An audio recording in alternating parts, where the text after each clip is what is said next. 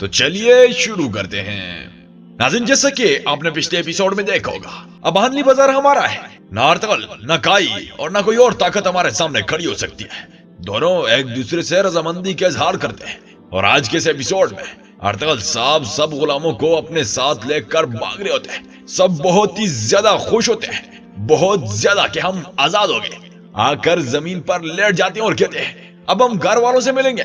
मतलब कि उन सब की खुशी का कोई ठिकाना नहीं होता। तो अर्तगल साहब कहते हैं अभी काम खत्म नहीं हुआ, वो कभी भी हमारे सामने आ सकते हैं, हमें चलना होगा। और फिर उनको लेकर निकल जाते हैं। और थोड़ा ही आगे मालिस डाकू अपने सिपाहियों के साथ बैठा होता है और सोना गिन रहा होता है जो उसने हानली बाजार जाते हुए काफलों से लूटा होता है। के साथ ही एक सिपाही आकर कहता है मैंने काई के सरदार अर्तगल को देखा है।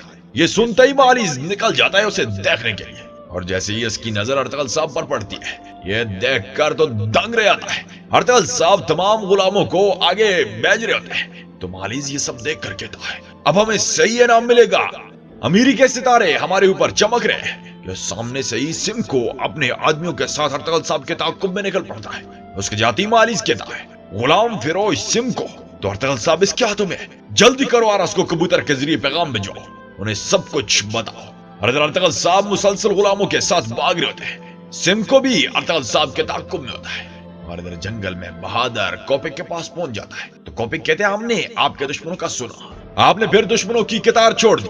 तो बहादुर कहते हैं शुक्र है अल्लाह का, अभी तक कोई ऐसा दुश्मन नहीं जो मेरे शिकंजे से बच सको। तो कोपिक कहते हैं आला आला, इस तमाम बहादुरी के आप इनाम के मुस्तहिक हैं। अब से आप अपने कबीले के साथ इन्हीं जमीनों में रहेंगे। क्या आपने इस्ताखान खातून से बात की है? तो बहादुर कहते हैं मैंने बात की है कि मैं जिरका बुलाना चाहता हूँ, मगर वो इस हक में नहीं है, लेकिन चौधार सरदार अहम है।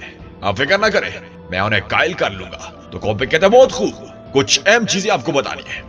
काई के सरदार दुंदार हानली बाजार बेचने वाला है। वो बाजार आप खरीदेंगे, जितना सोना मांगेगा मैं दूंगा। इस तरह आपके सरदार बनने के इम्कानात भी बढ़ जाएंगे। लेकिन आप मेरे इल्म में लाए बगैर कोई काम नहीं करेंगे, मजीद चाहे जो भी करना पड़े, मगर इस्लाहान और तुर्गत की शादी नहीं होनी चाहिए। अबे कोपिक का असल मसला तो ये है, असल जो इसे वो कीड़े लगे हुए ना वो इस वजह से लगे हुए। खैर बहादुर इसकी इन सब बातों से राजी होकर चला जाता है। और इधर कराची से किले में कमांडर आरस लगा होता है बाकी सिपाहियों को नक्शा दिखाने में। इन इलाकों में तुर्क कबाइल मौजूद है, हम सबसे पहले इनको फना करेंगे। के साथ ही एक सिपाही आकर उसको खत देता है। तो कमांडर वो खत पढ़ता है जिसमें कुछ यूं लिखा होता है अर्तगल साहब हमारे हाथों में है और वो जिंदा है। हमने अपने हमदर्दाना हाथों से उसके जख्मों का इलाज किया है। हम जानते हैं कि उसके सिपाहियों को मारने वाले आप ही हैं। हमने अर्तगल को अभी तक ये नहीं बताया कि तुम कौन हो। अगर हम जो चाहते हैं तुमने ना किया तो सुल्तान इलाउद्दीन और अर्तगल को पता चल जाएगा कि इस पर तुमने हमला किया है। मेरी तरफ से पैगाम का इंतजार करो। कमांडर तो ये पढ़ते ही उसकी वो हो जाती है और झट से खत लाने वाले सिपाही को लटाकर खंजर रख देता है और कहता है क्या मतलब है कि अर्तगल जिंदा है? मैंने उसे मारा था। तो सिपाही कहते हैं इत्मीनान रखिए जनाब, हम उसकी तहकीकात कर रहे हैं। मगर कमांडर कहते हैं नहीं, अर्तगल जिंदा है, वो जिंदा है। जिसने भी ये किया उसे फौरन तलाश करो, दफा हो जाओ, उसे ढूंढो, दफा हो जाओ।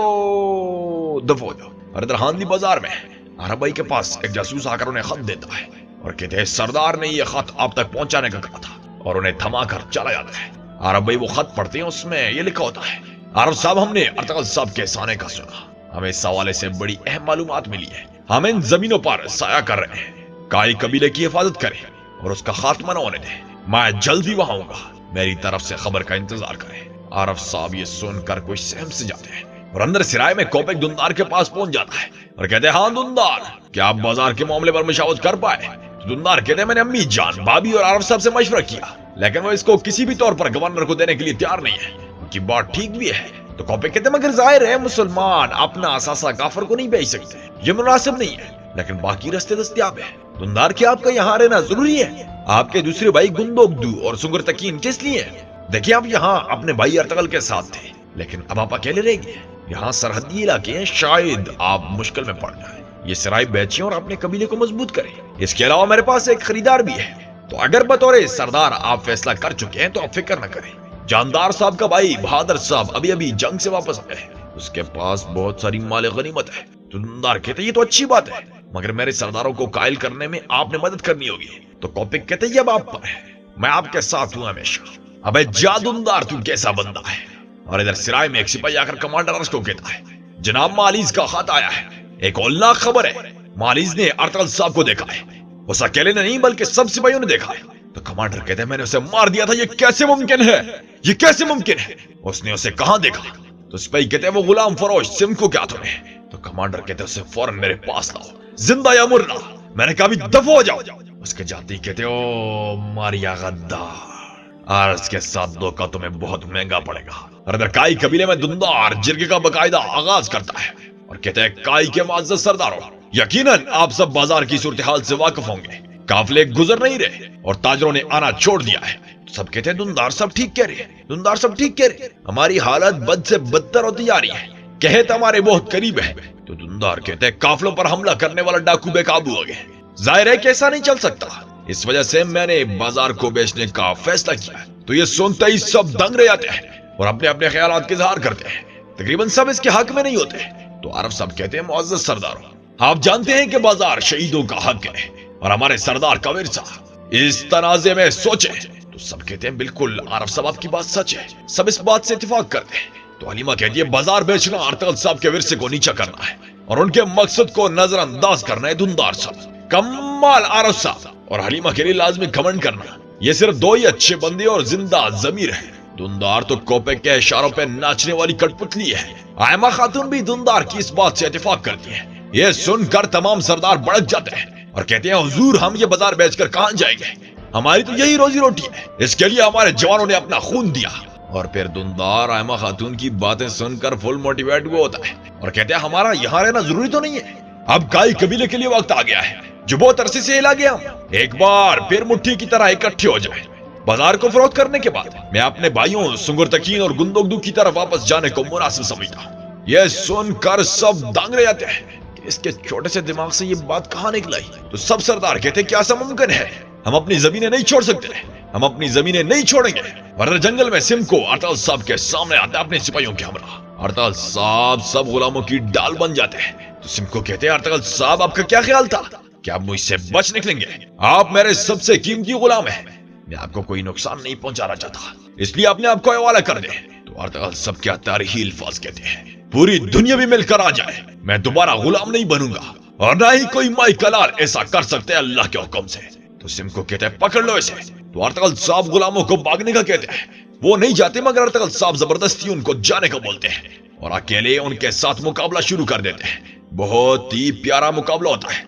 सलाम अर्तगल साहब आप पर, सलाम। और इधर कबीले में अरब साहब कहते हैं, मेरे बहादुर सरदारों, हमारे कबीले की फलाह से मुताल्लिक मामला अब अर्तगल साहब के मकसद को गड़बड़ कर दिया गया है। बाजार को बेचना और इन जमीनों से कहीं और जाना जिनके लिए हमने खून बहाया, मतलब कि अर्तगल साहब के रास्ते को तर्क करना है। इन सरदारों की मुझे कुछ समझ नहीं आती, इनको जो जिधर दबाई उसी बात के साथ इत्तेफाक करते हैं। अब अरब साहब की इस बात पर कहते हैं, ये ठीक कह रहे हैं, अरब साहब ठीक कह रहे हैं। तो अरब साहब उठकर खड़े हो जाते हैं और कहते हैं, इस सूरत हाल में एक और जिरगा बुलाने की जरूरत है। तो ये सुनकर सब लड़ उठते हैं कि ये क्या कह रहे हैं, सब आपस में खुसर फुसर शुरू कर देते हैं। आयमा खातून कहती है, अरब साहब कैसा जिरगा? तो अरब भाई कहते हैं, नया सरदार मुंतखब करने के लिए आयमा खातून। सलाम अरब साहब आप पर। और फिर सरदारों को कहते हैं, हमने अर्तगल साहब के मकसद को जारी रखने के लिए दुंदार साहब की सरदारी को मंजूर किया था, लेकिन उनका इरादा उनके मकसद को छोड़ने का है। तो ऐसी सूरत हाल में उनकी सरदारी जायज नहीं है। तो दुंदार ये सब सुनकर कहता है, अरे भाई क्या मतलब है आपका, आप क्या अपने सरदार के खिलाफ बगावत करेंगे?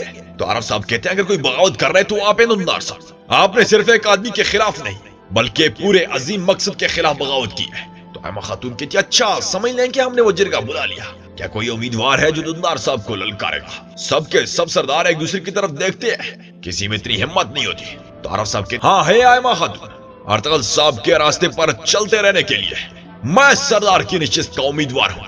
ये लो जी, ये हुई ना बात, स्वाद आ गया, चस आ गया। सब सरदार ये सुनकर खड़े हो जाते हैं, सब हक्के बक्के हो जाते हैं। और इधर जंगल में अर्तगल साहब मुसलसल लगे होते हैं सिमको के सिपाहियों की गर्दन उड़ाने में।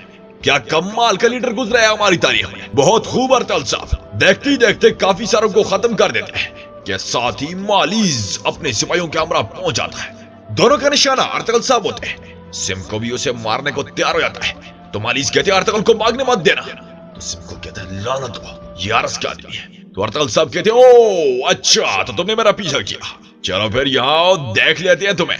सलाम अर्तगल साहब, आपकी ललकार और दाढ़ और बहादुरी पर सलाम। उन सब का मुकाबला आपस में शुरू हो जाता है।